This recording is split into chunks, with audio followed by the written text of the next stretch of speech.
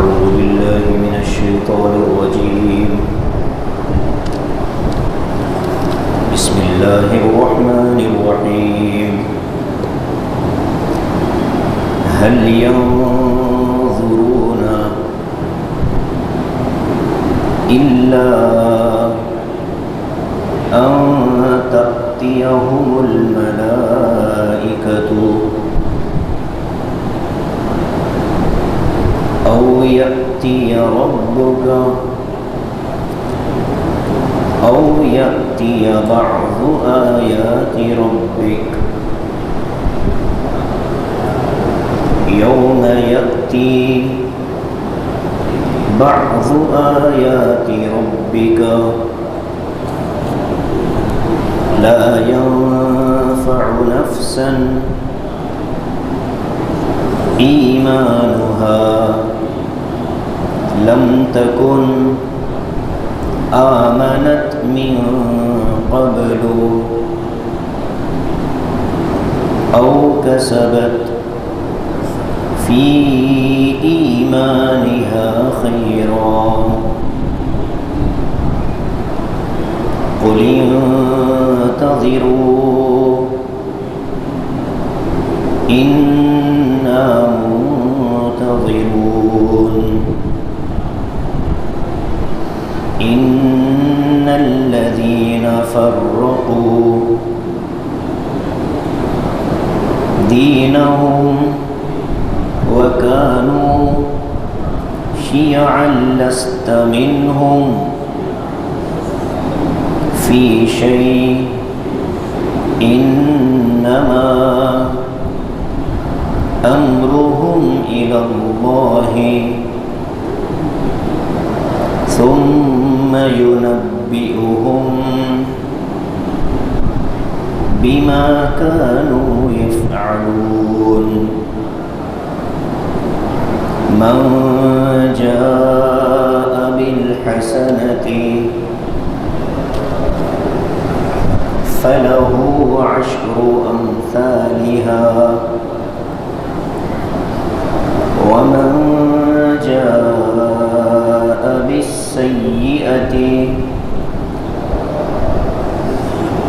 فلا يجزى إلا مثلها وهم لا يظلمون. صدق الله العظيم. هل ينظرون إلا أن تأتيهم الملائكة. یہ مشرکین بس اس انتظار میں ہیں کہ ان کے پاس اللہ کی طرف سے فرشتے آ جائیں. او یأتی ربک، یا اللہ تبارک و تعالی ہی آ جائے. او یأتی بعض آیات ربک، یا اللہ کی بعض نشانیوں میں سے کچھ نشانیاں آ جائیں. یوم یأتی بعض آیات ربک، جس دن اللہ کی نشانیوں میں سے کچھ نشانیاں آئیں. لا ينفع نفسا ایمانها، تو کسی انسان کو اس کا ایمان اس وقت فائدہ نہیں پہنچا سکتا. لم تکن آمنت من قبل، اگر اس سے پہلے ہی وہ ایمان میں نہ آ گیا ہو. او کسبت فی ایمانها خیرا، یا اپنے ایمان لا کر اس نے کوئی بھلائی اور نیک کام پہلے ہی نہ کر لیا ہو. قل انتظروا انا منتظرون، اے نبی آپ فرما دیجئے کہ تم بھی انتظار کر لو، ہم بھی انتظار کر رہے ہیں. ان الذین فرقوا دینہم، بے شک جن لوگوں نے اپنے دین میں تفریق پیدا کی، گروہ بن گئے. وکانوا شیعا، اور وہ گروہ بن گئے. لست منہم فی شیء، اے نبی آپ کا ان سے کچھ بھی تعلق نہیں ہے. انما امرہم الی اللہ، یقیناً ان کا معاملہ تو اللہ کے حوالے ہے. ثم ینبئہم بما کانوا یفعلون، پھر اللہ تبارک و تعالی ان کے اعمال کی ان کو خبر دے دے گا. من جاء بالحسنۃ فلہ عشر امثالها، جو شخص آخرت میں ایک نیکی لے کر آئے تو اس کے لیے اس جیسی 10 نیکیوں کا ثواب ہے۔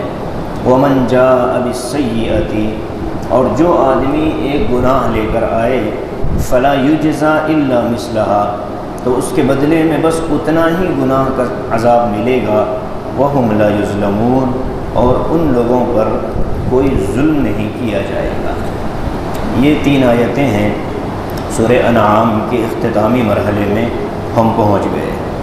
جیسا کہ پچھلے کئی رکوع سے مشرکین مکہ کی بہت سی غلط باتوں کا ذکر کیا گیا، ان کے غلط عقیدوں کو بیان کیا گیا، اور پھر آخری میں جو گزشتہ درس ہمارا ہوا تھا اس میں اللہ تبارک و تعالی نے یہ فرمایا کہ یہودیوں کو اور عیسائیوں کو جیسے کتابیں دی گئیں، خاص طور سے حضرت موسیٰ کو، ایسے ہی کتاب حضور صلی اللہ علیہ وسلم کو دی گئی۔ تو پھر مکے والوں کے لیے حجت کو پورا کر دیا گیا، یعنی ان کے لیے اب یہ عذر باقی نہیں رہا کہ ہمارے پاس کوئی بتانے والا نہیں آیا، ڈرانے والا نہیں آیا۔ اس عذر کا موقع بھی اللہ تعالیٰ نے قرآن کو نازل کر کے پورا کر دیا تھا۔ اب اس کے بعد اللہ آج کے درس میں یہ آیت میں فرماتے ہیں کہ دیکھو، مشرکین مکہ کو اگر اپنے دین سے متعلق یا یہ کہ اپنی ہدایت سے متعلق کچھ فکر ہوتی تو قرآن کے نازل ہونے کے بعد وہ ایمان میں آ جاتے، چونکہ ان کو اعتراض تھا کہ ہمارے پاس کوئی علم نہیں آیا۔ تو جب قرآن نازل ہو گئی تو اعتراض ختم ہو گیا، اور شرافت کی بات تو یہ تھی کہ وہ ایمان میں آ جاتے، لیکن پھر بھی وہ ایمان میں نہیں آئے۔ تو اب اللہ تبارک و تعالی ان کو زجر و توبیخ کے انداز میں، ڈرانے کے انداز میں اللہ فرماتے ہیں هل ينظرون الا ان تأتيهم الملائکہ، یہ آخر کس چیز کا انتظار کر رہے ہیں؟ یہ ایمان لانے میں کس چیز کا انتظار کر رہے ہیں؟ کیا اس لیے وہ منتظر ہیں کہ فرشتہ آ کر کے یہ کہے کہ یہ نبی ہیں، ان کو تسلیم کر لو؟ اس ضمن میں ابتداءً سورہ انعام کی شروع کی آیتوں میں ایک مضمون آیا تھا کہ لولا انزل الیہ ملک، اگر فرشتہ نازل کیا جاتا تو وہ فرشتے کا بھی انکار کر دیتے، تو پھر اللہ تبارک و تعالیٰ کو عذاب نازل کر دینا ہوتا، اس لیے کہ معجزے کو مانگنے کے بعد معجزے کا اگر انکار کر دیتا ہے تو پھر اس پر عذاب کا ضابطہ ہے۔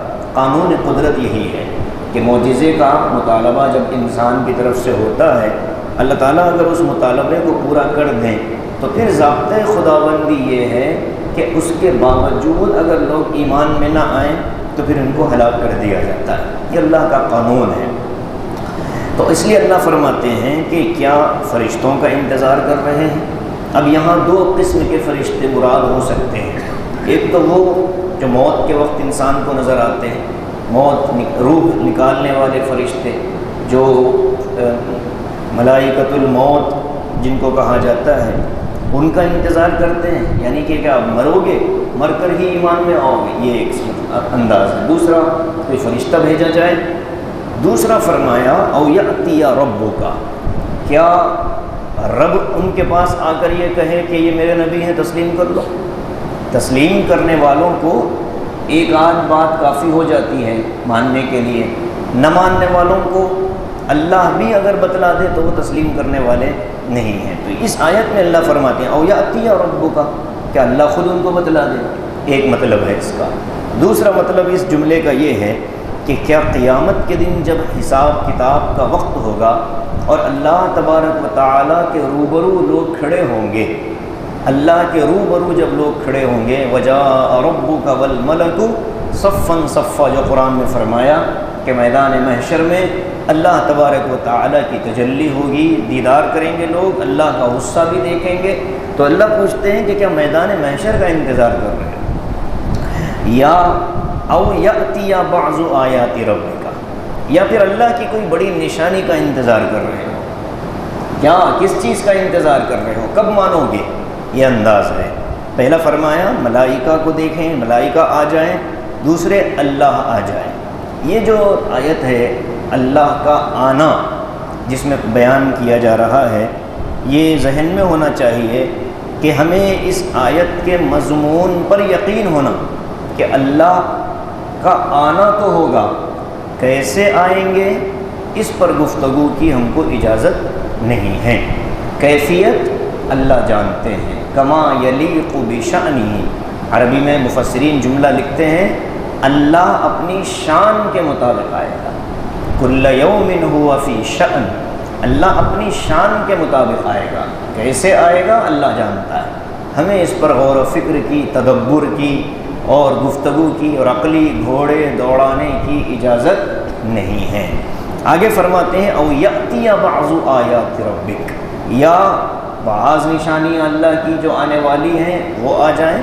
اب وہ کون سی نشانیاں جن کی طرف اشارہ کیا جا رہا ہے؟ ظاہر ہے کہ وہ نشانیاں قیامت سے پہلے والی نشانیاں، قرب قیامت کی جو نشانیاں ہیں جن کو نبی علیہ السلام نے تفصیل کے ساتھ بیان فرمایا کتاب المحن کے اندر، کتاب الفتن کے اندر، آخری زمانے میں ہونے والی چیزیں، اشراط الساعہ جن کو عربی میں کہا جاتا ہے کہ قیامت کی نشانیاں کیا ہیں۔ جبرائیل امین حضور کی خدمت میں آئے تھے انسان کی شکل میں، صحابہ کو دین سکھانے کی نیت سے، جو حدیث جبرائیل کے نام سے مشہور ہے۔ حضور کی خدمت میں ایک شخص آئے، بال ان کے بکھرے ہوئے ہیں اور اجنبی ہیں مدینے والوں کے لیے، حضور صلی اللہ علیہ وسلم کی خدمت میں آئے، بالکل آپ کے روبرو بیٹھ گئے اور بیٹھ کر پوچھا کہ مل ایمان، ایمان کیا ہے؟ پھر پوچھا مل اسلام، اسلام کیا ہے؟ پھر پوچھا مل احسان، احسان کیا ہے؟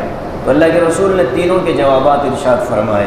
والایمان کے جواب میں فرمایا ان تؤمن باللہ، کہ تم اللہ کو ایک مانو اور اس کے احکام پر عمل کرنے کے لیے اپنے آپ کو تیار کر لو، اور بنیادی باتیں جو 5 ہیں، نماز، روزہ، زکوٰۃ، حج۔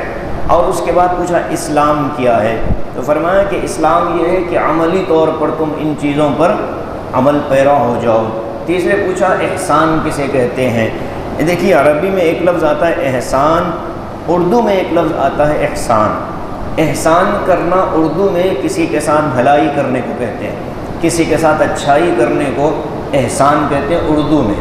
عربی میں احسان کے یہ معنی نہیں ہے، عربی میں احسان کے معنی دوسرے ہیں، بھلائی کرنے، اچھائی کرنے، اور کسی کی خیر خواہی کے لیے جو لفظ عربی میں آتا ہے منن آتا ہے۔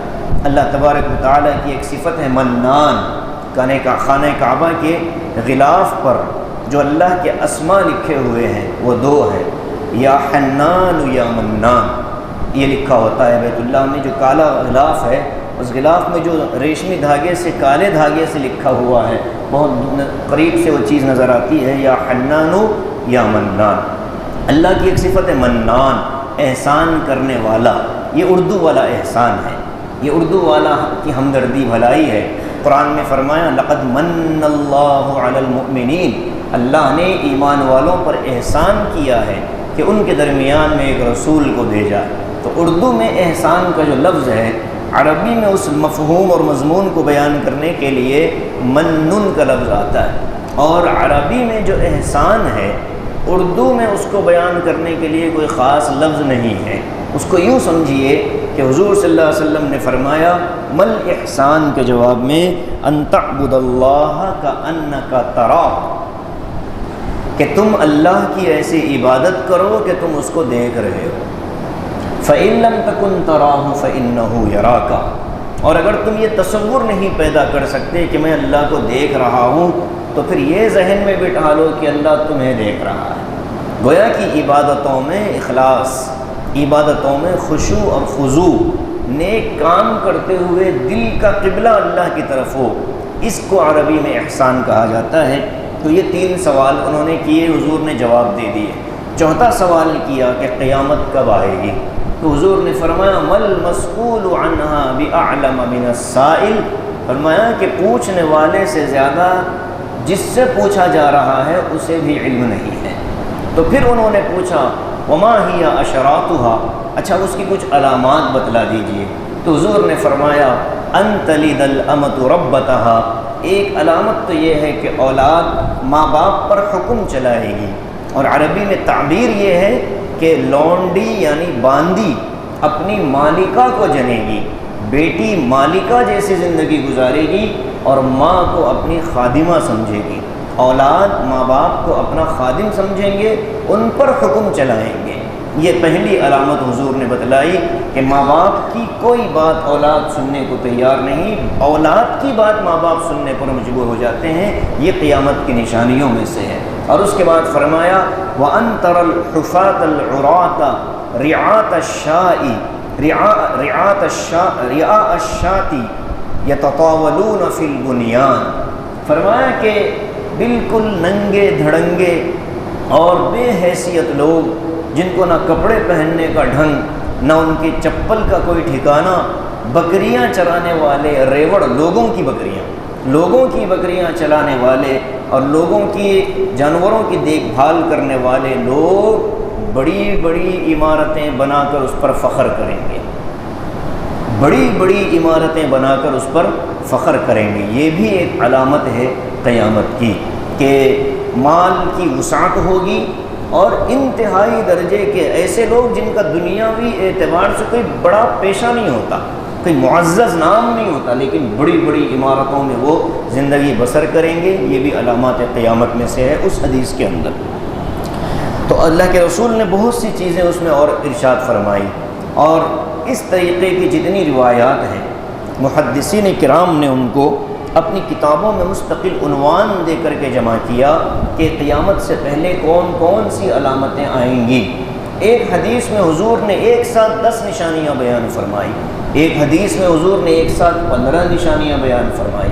گویا کہ الگ الگ روایات میں لوگوں کے سوال کے حساب میں جواب میں حضور نے علامات قیامت ذکر فرمائی۔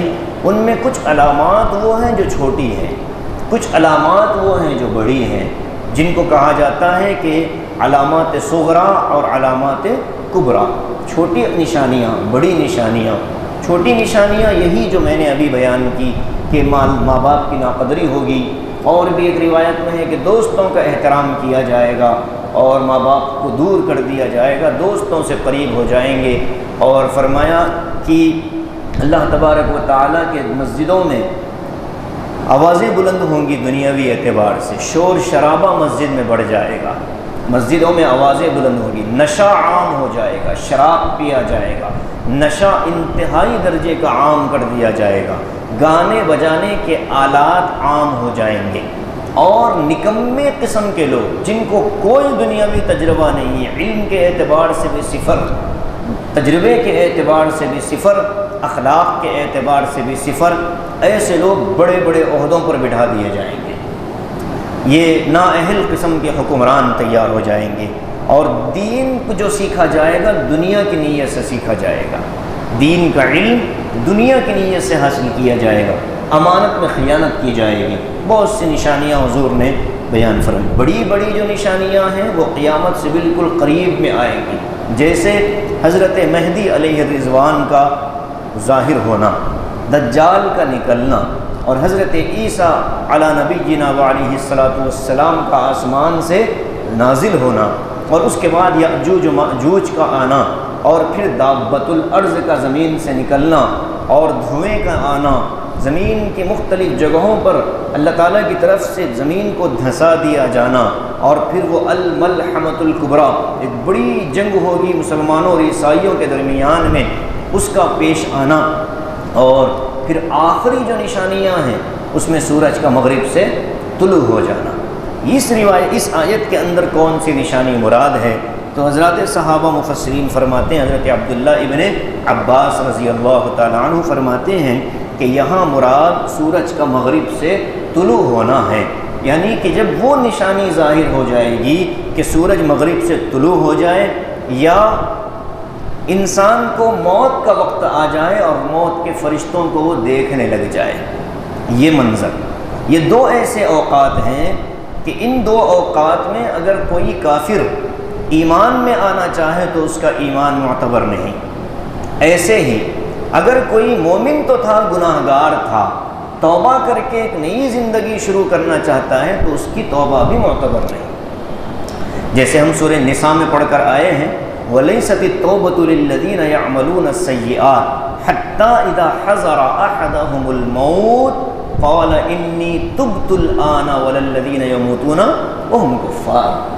قرآن نے کہہ دیا ہے کہ ایسے لوگوں کی بھی توبہ قبول نہیں ہوگی کہ جو اپنی موت کو دیکھ کر توبہ کریں۔ جب نزع کی کیفیت آ جائے، روح لے جانے والے فرشتے آنکھوں کے سامنے آ جائیں، تب اس کی اگر وہ کہے کہ میں توبہ کرنا چاہتا ہوں، تو اللہ کہتے ہیں کہ نہیں، جو وقت ہم نے تم کو دیا تھا، اجل مسمى، قرآن میں اس کے لیے لفظ آیا ہے اذا جاء اجلهم لا يستأخرون ساعة ولا يستقدمون، کہ وہ جو مقررہ مدت تمہیں دی گئی تھی، وہ مدت تمہاری بالغ ہونے سے لے کر موت کے پہلے تک کا وقت تھا۔ جب موت کو تم نے آنکھوں سے دیکھ لیا، یعنی موت کے فرشتوں کو، اب وہ وقت ختم ہو چکا ہے، لہٰذا اب توبہ تمہاری قبول نہیں۔ تو یہ ایک تو موت کے وقت میں، جو نزع کے وقت میں جو کلمہ پڑھا جاتا ہے، توبہ کی جاتی ہے، وہ نہیں، اور دوسرے سورج کا مغرب سے طلوع ہو جانے کے بعد جہاں اب ڈوب رہا ہے وہاں سے سورج نکلے گا، اب اس کی کیفیت کیا ہوگی؟ الگ الگ روایات میں الگ الگ منظر ہے۔ بعض کہتے ہیں کہ سورج غروب ہو جائے گا پھر طلوع ہوگا، بعض کہتے ہیں کہ سورج آ تو جائے گا مشرق تک، مشرق سے مغرب تک، پھر اللہ تعالیٰ اس کو واپس بھیج کر غروب سے نکالیں گے، تو یہ مغرب سے نکالیں گے، تو یہ جو بھی کیفیت ہوگی بہرحال ہوگا، کیسے نکلے گا وہ الگ معاملہ ہے۔ اب حضرت عیسیٰ علیہ السلام کے بعد کا زمانہ ہے، لوگ ایمان کے اندر ہیں، اب اس میں بھی کچھ ایمان والے جا رہے ہیں۔ روایات میں آتا ہے کہ یہ جو سورج مغرب سے نکلے گا، اس کے بعد دنیا 120 سال تک زندہ رہے گی، اس کے بعد پھر قیامت کا سور پھونک دیا جائے گا، اور قیامت کا جو سور پھونکا جائے گا تو اس میں کوئی مومن دنیا میں باقی نہیں رہے گا، سارے کے سارے کافر ہی رہیں گے۔ تو قیامت جو آئے گی وہ صرف کافروں پر آئے گی، ایمان والوں پر قیامت نہیں آئے گی، یعنی پہلا جو سور پھونکا جائے گا وہ مومن نہیں سنیں گے، اس لیے کہ دنیا میں کوئی مومن ہوگا ہی نہیں۔ دوسرا جو سور پھونکا جائے گا، ثم نفخ فیہ اخری فاذا ہم قیام ینظرون، جو آیا ہے کہ جب دوسری مرتبہ سور پھونکا جائے گا تو لوگ اپنی قبروں سے نکل پڑیں گے، تو دوسرا جو سور ہوگا وہ ساری دنیا کی مخلوقات سنیں گی۔ تو یہاں جو نشانی مراد ہے وہ نشانی سورج کا مغرب سے طلوع ہونا ہے۔ لا ينفع نفسا ایمانها، اس وقت کسی انسان کو اس کا ایمان فائدہ نہیں پہنچائے گا، ایسا انسان لم تکن آمنت من قبل، جو اس سے پہلے ہی ایمان میں نہ آ گیا ہو، یعنی اس نشانی کے ظاہر ہونے سے پہلے، او یا پھر وہ انسان جو تھا تو مومن لیکن گناہ گار تھا، کسبت فی ایمانہا خیرا، اور اس نے اس سے پہلے توبہ کر کے اپنی نئی زندگی شروع نہ کر لی ہو، تو اس وقت نہ بھی ایمان معتبر اور نہ توبہ۔ آگے فرماتے ہیں قل انتظروا انا منتظرون، اے نبی آپ ان سے یہ کہہ دیجئے پورے مسلمانوں کی طرف سے کہ یہ چیز بھی اگر تم نہیں کرنا چاہتے تو جب اتنا تم کو انتظار کرنا ہے تو کر لو۔ حضور کے الفاظ کا یہ مطلب نہیں ہے اس آیت کا کہ اللہ یہ کہہ رہا ہے کہ تم انتظار کرو، نہیں، بلکہ یہ گویا کہ ایک معنی میں ڈرانا ہے، جیسے ہم کہتے ہیں ٹھیک ہے دیکھا جائے گا، دیکھا جائے گا۔ باپ اپنی اولاد کو کہتا ہے اچھا تم نہیں ملتے بعد میں مجھے، کہاں تک جاؤ گے؟ جیسے دوست ناراض ہونے والے کو کیا کہتا ہے، کہاں تک جاؤ گے چہرہ بدل کر، ہمارے ہاتھ میں بھی آئینہ ہے۔ تو جب دوست، یعنی کہ یہ مہلت ہے کہ بھئی ٹھیک ہے تم جب انتظار کرنا چاہتے ہو تو کرو، پھر کیا ہوگا، یہی ہوگا۔ تو جب ہمت ہو تو آگے بڑھو، تو انسان ڈر جاتا ہے کہ بھئی پتہ نہیں کون سی نشانی کب ظاہر ہو جائے، اور انسان کی موت کا کیا بھروسہ ہے۔ اس لیے ہر آدمی ہر لمحہ اپنے آپ کو تجدید ایمان کے مرحلے سے گزارتا رہے۔ اللہ کے رسول نے جو فرمایا جددوا ایمانکم، اے لوگوں اپنے ایمان کو تازہ کرتے رہو۔ کیسا، کیسے کریں؟ جددوا ایمانکم بقول لا الہ الا اللہ، کثرت کے ساتھ لا الہ الا اللہ محمد رسول اللہ کا ورد رکھو، ایمان تازہ ہوتا رہے گا، ایمان کے اندر جلا ملتی رہے گی۔ اس لیے ذکر کی، اذکار کی اہمیت ہے، اور ذکر کرنے والوں کے لیے عام طور پر، کثرت ذکر کرنے والوں کے لیے یہ چیزیں بڑی آسان ہوتی ہیں کہ جب محبوب کی طرف سے بلاوا آئے گا لبیک یا اللہ میں حاضر ہوں مجھے لے چلیے، تو ایسا ایمان آدمی کا ہونا چاہیے کہ اگر موت کا فرشتہ آ کر کہے کہ چلو تو چلنے کے لیے آدمی تیار ہو۔ یہ کب ہوگا؟ جب اللہ سے ملاقات کا شوق ہوگا، اور ملاقات کا شوق کب ہوگا؟ جب انسان اللہ سے ڈرتا ہوا زندگی گزارے گا، گناہ بھی کرے گا لیکن ڈرے گا کہ مولا موت آ جائے گی تو آپ کو کیا منہ دکھاؤں گا اور آپ کے سامنے میں کیسے کھڑا رہوں گا، آپ کے دیے ہوئے جسم کو، آپ کی دی ہوئی صلاحیت کو آپ ہی کی مخالفت میں اور آپ ہی کے گناہوں میں نے لگایا، آپ نے طاقت دی، ذہن دیا، گناہ میں نے نئے نئے طریقوں سے کیے، یہ آپ کی نعمت کے ساتھ کھلواڑ تھا، کیسے میں اللہ کو جواب دوں گا؟ یہ احساس پیدا ہوگا تو آدمی بستر پر جانے سے پہلے ہی اپنے گناہوں سے معافی مانگتا رہے گا۔ استغفار کی کثرت اسی لیے فرمایا گیا استغفروا ربکم، اے لوگوں اللہ سے اپنے آپ کو، اپنے گناہوں کی معافی اللہ سے چاہتے رہو۔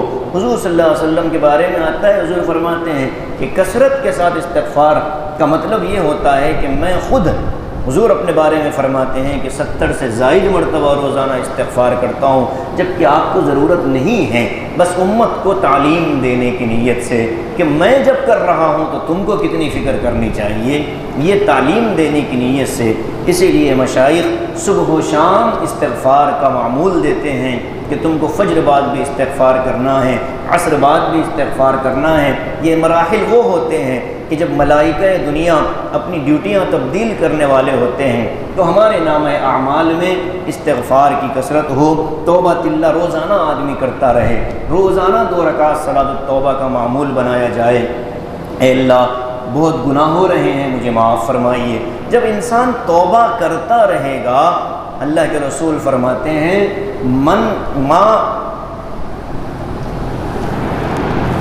کہ جو آدمی توبہ کرتا رہتا ہے وہ ایسا ہی ہے جیسا کہ اس نے گناہ کیا ہی نہیں۔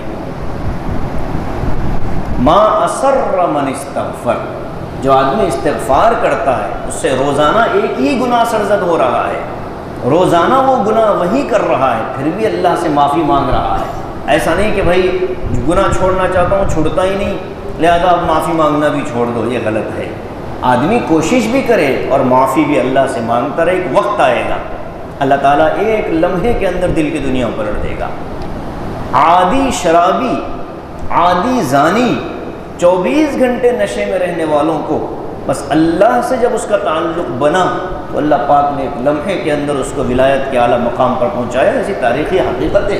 تو اس لیے ہم کو اپنی زندگی کے ان مراحل پر ضرور نظر ہونی چاہیے کہ کیسے میں استغفار کرتا رہوں، توبہ کرتا رہوں۔ آگے فرماتے ہیں ان الذین فرقوا دینہم وکانوا شیعا لست منہم فی شیء، دین میں جو لوگ تفریق پیدا کر چکے ہیں، اس سے پہلے نمبر پر تو وہ لوگ مراد ہیں جو اسلام سے پہلے، پیغمبر اسلام سے پہلے جو دنیا میں قومیں تھیں، یہ یہودی اور نصرانی، ان کے اندر بھی آپس میں بڑی ہی جو ہے نا اتفاقیاں تھیں آپس میں دین کو لے کر، دین کے معاملے کو لے کر، تو وہ بھی اس میں مراد ہیں کہ ان الذین فرقوا دینہم وکانوا شیعا لست منہم فی شیء، کہ جو لوگ اپنے دین میں الگ الگ فرقے بنا لیتے ہیں اور وہ گروہ بن کر رہنے میں فخر محسوس کرتے ہیں۔ یہاں لفظ شیعن آیا ہے، عربی میں شیعہ جماعت کو کہتے ہیں، گروہ کو کہتے ہیں، اور حضور سے فرمایا لست منہم فی شیء، اے نبی آپ کا ان سے کوئی تعلق نہیں۔ یہ آیت پہلے نمبر پر یہودی اور نصرانی اس سے مراد ہیں۔ دوسرے نمبر پر مسلمانوں کے اندر جو اللہ کے رسول کے اصولی احکام پر متفق نہیں ہوتے، اصولی احکام کا مطلب جو بنیادی اسلام کی باتیں ہیں، کلمے پر متحد نہیں ہیں، نماز پر متحد نہیں ہیں، روزے پر متحد نہیں ہیں، اور زکوٰۃ پر متحد نہیں ہیں، حج پر متحد نہیں ہیں، اخلاق پر متحد نہیں ہیں، یہ سارے لوگ اس میں داخل ہیں کہ یہ بھی ایک فرقہ بن رہا ہے۔ ورنہ اصول کے اندر سب متفق ہیں، فروع کے اندر اختلاف ہے، تو ان کو فرقے نہیں کہا جاتا۔ فرقہ کب کہتے ہیں؟ جب اصول کے اندر اختلاف ہو۔ وہ فرقہ کہ ایک کہتا ہے کہ نہیں نمازیں 4 پڑھنی چاہیے، دوسرا کہتا ہے کہ نہیں 3 پڑھنی چاہیے، دوسرا کہتا ہے کہ نماز پڑھنا ہی نہیں چاہیے، بس دل میں اللہ سے نماز پڑھ لو، ہو گئی نماز تمہاری۔ تو جب بنیاد کے اندر اختلاف ہوگا تو اس کو فرقہ مانتے ہیں، اس کو فرقہ کہتے ہیں۔ ورنہ نماز 5 وقت کی سب تسلیم کرتے ہیں کہ فرض ہے، جماعت سے مردوں کے لیے ہے، لیکن اب نماز پڑھتے پڑھتے ہاتھ کہاں باندھنے ہیں، کتنی دفعہ ہاتھ اٹھانا ہے، یہ کرنے والوں کو فرقہ نہیں کہا جاتا۔ کیوں؟ اس لیے کہ اصول میں متفق ہیں، فروع کے اندر اختلاف ہے، کوئی حرج کی بات نہیں ہے۔ ایسی چیزیں ہیں جس کو سمجھنا، ورنہ لوگ اس آیت کو اٹھا کر ان غیر ضروری چیزوں پر فٹ کر دیتے ہیں، کہہ دیتے ہیں کہ بھئی یہ کیا فرقے ہیں، کوئی حنفی، کوئی شافعی، کوئی مالکی، کوئی حنبلی، یہ فرقے نہیں ہیں دین کے۔ اصول کے اندر جو متفق ہوگا اس کو فرقہ نہیں مانا جائے گا۔ جیسے ہم سے اتفاق کا مطلب کیا ہے، ہماری بنیادی باتوں پر اگر کوئی ہماری تنظیم کا ساتھ دے گا، ہمارے نظریے کا ساتھ دے گا تو وہ ہمارا ہے، باقی جو چیزیں اضافی ہیں ان میں وہ کسی اور طرف جاتا ہے، فبیہا کوئی حرج کی بات نہیں۔ جیسے سلوک کے اندر، تصوف کے اندر جو سلاسل اربعہ ہیں، جیسے قادریہ ہیں، چشتیہ ہیں، نقشبندیہ ہیں، سہروردیہ ہیں، اصول میں سب متفق ہیں، ان کے تعلیم کے طریقے الگ الگ ہیں، سب یہی کہتے ہیں کہ اللہ کی محبت دل میں آئے۔ اب اللہ کی محبت کو دل میں لانے کے لیے نقشبندیہ یہ کہتے ہیں کہ آہستہ ذکر کرو، اللہ کی محبت دل میں آئے، چشتیہ یہ کہتے ہیں کہ بلند آواز سے ذکر کرو، محبت دل میں آئے گی، قادریہ یہ کہتے ہیں کہ خوب توجہ کے ساتھ اللہ کے نام کا مراقبہ کرو، اللہ کی محبت دل میں۔ ہر ایک کی تعلیم الگ ہے، مقصد ایک ہی ہے۔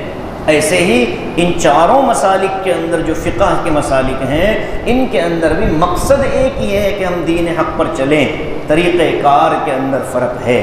اب اس سے ہٹ کر جو بنیادی چیزوں میں اختلاف کرتا ہے اس کو فرقہ مانیں گے۔ جیسے ہم یہ مانتے ہیں کہ نبی آخر الزماں صلی اللہ علیہ وسلم آخری نبی ہیں، آپ سچے نبی ہیں، آپ کی نبوت برحق، آپ کی رسالت برحق، حضرت جبرائیل امین کو اللہ نے آپ کے پاس بھیجا، کوئی ان سے غلطی نہیں ہوئی۔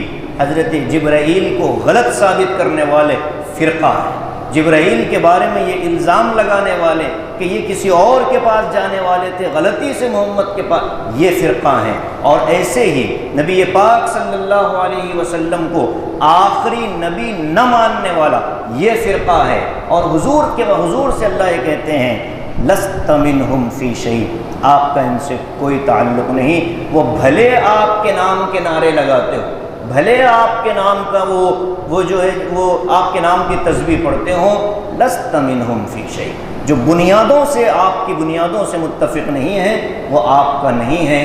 لست منہم فی شیء، آپ سے ان کا کوئی تعلق نہیں۔ کیا کرنا چاہیے؟ انما امرہم الی اللہ، ان کا معاملہ اللہ کے حوالے ہے۔ ثم ینبئہم بما کانوا یفعلون، آپ ان کو ہزار سمجھا لیں، وہ تسلیم نہیں کریں گے، اللہ ان کو بتلائے گا کہ تم کہاں کہاں غلطی کیا کرتے تھے۔ من جاء بالحسنۃ فلہ عشر امثالھا، اب یہاں اللہ کا عدل بتایا جا رہا، اللہ کا فضل بتایا جا رہا کہ دیکھو دنیا کے اندر جو ایک نیکی کرے گا ہمارے پاس اس ایک نیکی کا ثواب 10 نیکیوں جیسا ہے، اور یہ کم درجے کا ثواب ہے، یہ سب سے کم درجے کا ثواب ہے۔ ورنہ ہم پڑھ کر آئے ہیں واللہ یضاعف لمن یشاء، اللہ جسے چاہے جتنا ثواب دے دے، وہ اللہ کی مرضی۔ یضاعف، وہ اللہ بڑھا کر جتنا دے وہ اللہ کی مرضی ہے، اس کو اللہ نے محدود نہیں کیا، اللہ اپنی شان کے مطابق جتنا دے گا اللہ کی مرضی ہوگی۔ لیکن جو کم سے کم درجہ بیان کیا گیا ہے وہ کتنا ہے؟ 10 ہے، یعنی کہ ایک نیکی بندہ کرے گا، ایک مرتبہ سبحان اللہ کہے گا، اللہ اس کو 10 مرتبہ سبحان اللہ کا ثواب دے گا۔ کتنا بڑا کرم ہے اس کا۔ بندے نے ایک مرتبہ کہا اللہ میری توبہ، توبہ تو نیکی والا عمل ہے، اللہ کے دربار میں وہ توبہ 10 مرتبہ شمار کی جائے۔ بندہ کہے گا کہ اللہ میں آپ کا محبوب بننا چاہتا ہوں، اللہ کے دربار سے 10 مرتبہ اس پر انعام نازل ہوگا۔ تو یہ جو اللہ کا کرم ہے، نیکیوں کی طرف انسان کو آگے بڑھنے میں ہمت ملتی ہے کہ یار میرے پاس تو نیکیاں ہی نہیں۔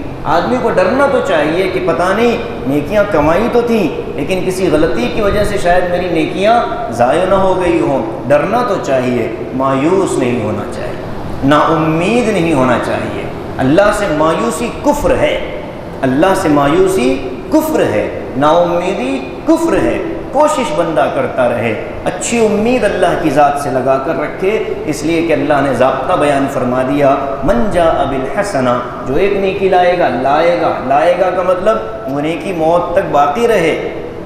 فلہ عشر امثالھا، ہم اس کا بدلہ 10 کے ذریعے دے دیتے ہیں۔ اور گناہ اگر کوئی کرے، غلطی اگر کوئی کرے، ومن جاء بالسیئہ، اگر کوئی غلطی کرے، گناہ کرے، فلا یجزا الا مثلھا، تو اللہ کا قانون دیکھیے کہ اس کو ایک کے بدلے ایک ہی عذاب ملے گا۔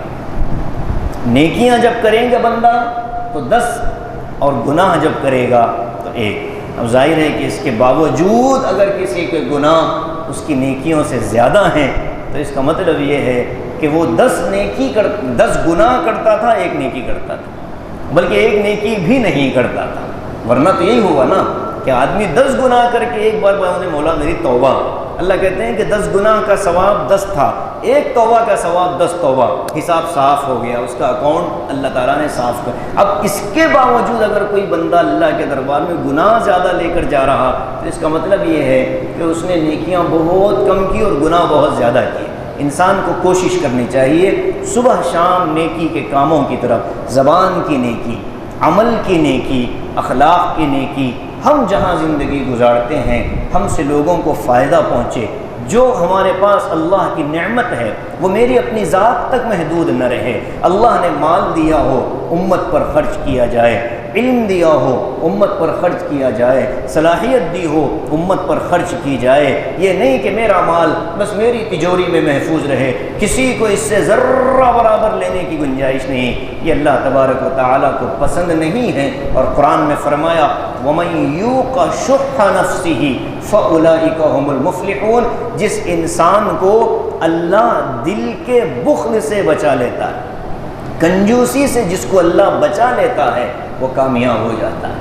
اللہ کو کنجوس پسند نہیں ہے۔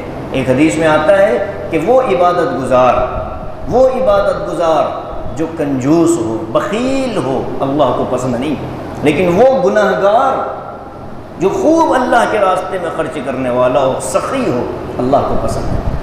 گویا کہ بندوں اور مخلوق کے حالات کی رعایت کرنا، ان کے وقتاً فوقتاً اعانت کرنا، مدد کرنا، چاہے جس لائن سے ہو، جو ہمارے پاس طاقت ہے اس طاقت کے بل بوتے پر بندہ کرے، اللہ کی نظروں میں محبوب بنے گا۔ تو اس لیے ومن جاء بالسیئۃ فلا یجزا الا مثلھا، فرمایا کہ جو گناہ لے کر آئے گا 1 کے بدلے میں 1 ہی اس کو عذاب ملے گا، وہم لا یظلمون، اور اس پر آخرت میں کوئی ظلم نہیں کیا جائے گا۔ ظاہر ہے کہ اتنی پیاری آیت ہے جو اللہ کے انصاف کو بھی بتلا رہی ہے، بندوں سے اللہ کی محبت کو بھی بتلا رہی ہے، اور گناہوں کے معاملے میں اللہ کی رحمت کو بھی بتلا رہی ہے۔ 1 کے بدلے میں 1 ہی چھڑی پڑے گی، اور نیکی کرو گے تو 10 انعام ملیں گے۔ اس سے زیادہ رحم رحیم ذات کون سی ہو سکتی ہے؟ معاملہ لے دے کا نہیں ہے بلکہ معاملہ تو دینے کا ہے۔ پھر بھی بندہ نافرمانی کرتا ہے تو ٹھیک ہے، ضابطے خداوندی کے تحت 1 مرتبہ تو آپ کو سزا دینی پڑے گی۔ یہ سزا بھی ایک معنی میں اللہ کی طرف سے رحمت ہوتی ہے۔ یہ اللہ نے ضابطہ بیان کیا۔ اب آگے کی جو 6 آیتیں ہیں اس میں نبی کریم صلی اللہ علیہ وسلم کی زبان مبارک سے وہ جو سیدھا راستہ جس کا تذکرہ گزشتہ صفحے پر آیا تھا وَأَنَّ هَذَا صِرَاطِي مُسْتَقِيمًا فَاتَّبِعُوهُ، اس کی مزید تشریح اگلی آیتوں میں آ رہی ہے۔ اور وہ جو درس ہے وہ انشاءاللہ بقرہ عید سے پہلے کا درس ہوگا، اور اس میں ایک آیت ہے قُلْ إِنَّ صَلَاتِي وَنُسُكِي، کہ میری نمازیں اور میری عبادتیں جن میں قربانی بھی داخل ہے اللہ رب العالمین کے لیے ہیں۔ تو اسی پر انشاءاللہ ہمارا سورہ انعام بھی مکمل ہوگا، اور ہمارا درس بھی انشاءاللہ اگلا اختتام سورہ تک چلے گا۔ اللہ تعالیٰ نے اپنے فضل و کرم سے سورہ انعام کے اختتام تک ہم کو پہنچایا ہے۔ جو مضامین اس میں بیان ہوئے ہیں، جو خوبیاں ایمان والوں کی بیان کی گئیں، اللہ ان سے ہم سب کو متصف فرما دے، اور جو گناہ کے کام بیان ہوئے ہیں اللہ ہم سب کی اس سے حفاظت فرمائے۔ آمین۔ وآخر دعوانا ان الحمد للہ رب العالمین۔